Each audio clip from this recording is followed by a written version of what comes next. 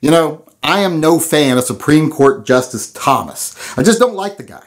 It's partly because I just don't like his politics, but it's mostly because I can't even drink a can of soda these days without checking it for pubic hairs first because of that asshole. But recently he said something I really agree with. It was in his dissent after the Supreme Court refused to hear the Peruta case from California.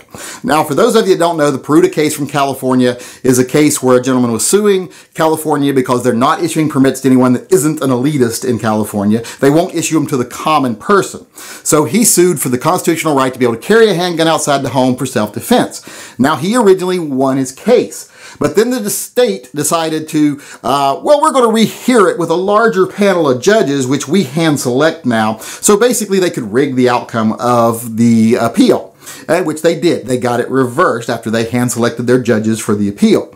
Well, it was then petitioned to the Supreme Court, but the Supreme Court refused to hear it. And Justice Thomas wrote a dissent saying that this is a perfect example of the Supreme Court abandoning the Constitution and only choosing to enforce rights that they find favorable, and that they find the right to self-defense an unfavorable right. I mean, and someone inside the court should know what the other justices' opinions are, and he knows how it works. And he knows that sometimes they choose to not enforce certain rights because they just don't like them. They might find them antiquated or just unnecessary or dangerous, that it's dangerous for the people to have this right. But Thomas says there is no right that's more important than any other right. And if the Supreme Court is going to support the Constitution, they should support every right, and they're clearly not doing that.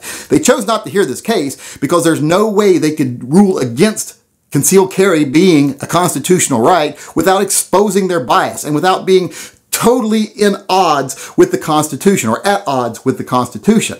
So they chose just to not hear it. And they chose to not hear it knowing that that would leave the lower court ruling standing that no one gets to carry, which is what their own personal bias is. So you might ask yourself, well, then why did they hear Heller? Well, Heller was not appealed by the people that want you to be able to carry. Heller was appealed by the people who didn't want you to be able to have guns. So the Supreme Court was like, well, if we leave it stand, the people we don't want to have guns will get to have guns anyway, and maybe if we hear it, we'll have a chance to turn it around. But they failed by one vote. They failed to turn it around.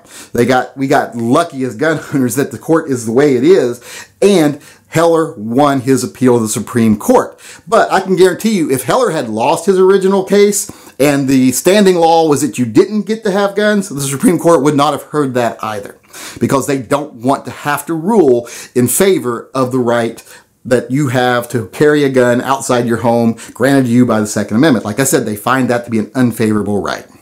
And I just find this whole thing disgusting. I find it disgusting that a Supreme Court justice has to stand up and say the Supreme Court does not support the Constitution, and the Supreme Court picks and chooses which rights that they know exist that they actually choose to enforce. So that shows us the Supreme Court isn't working the way it's supposed to work. In most cases, I think it does work, but in this case, in this sphere here, this self-defense sphere, they don't do what they need to do because they are afraid it's too dangerous, that it's an antiquated right, that it gives too much power to the little person.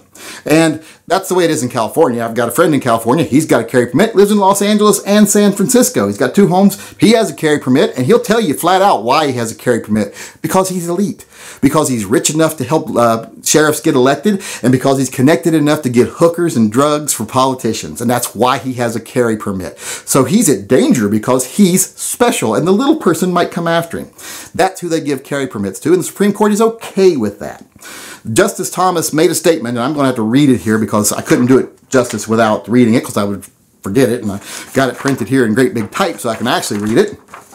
Here's what Justice Thomas said in his dissent. For those of us who work in marbled halls guarded constantly by a vigilant and dedicated police force, the guarantees of the Second Amendment might seem antiquated and superfluous, but the framers made a clear choice. They reserved to all Americans the right to bear arms for self-defense. I do not think we should stand by idly while a state denies its citizens that right, particularly when their very lives may depend on it.